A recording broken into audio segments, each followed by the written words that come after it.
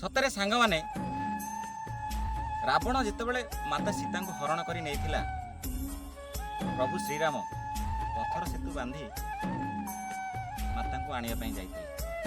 ବର୍ତ୍ତମାନ ଗୋଟେ ପଥର ମୁଁ ପାଇଛି ପାଖାପାଖି 500ରୁ 700 ଗ୍ରାମ ହବ।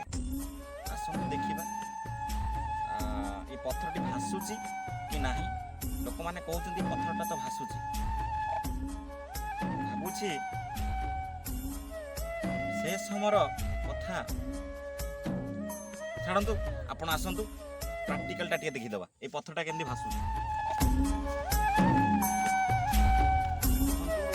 ପଥର ଟୋଟାଲ ମୁଁ ବୁଡ଼େଇ ଦେଉଛି, ଟୋଟାଲ ପାଣି ଭିତରୁ ନେଇଗଲି, ଟୋଟାଲ ପାଣି ଭିତରୁ ନେଇଯାଉଛି। ଦେଖନ୍ତୁ ଛାଁ ଉଠି ପଡ଼ୁଛି, ପୁରା ଭାସୁଛି, ପୁରା ଭାସୁଛି। ପଥର ଦେଖ, ଲାଇଭ ଦେଖନ୍ତୁ, ଏ ପଥରଟି ଭାସୁଛି। ଦେଖିଲେ ତ ଏ ପଥରଟି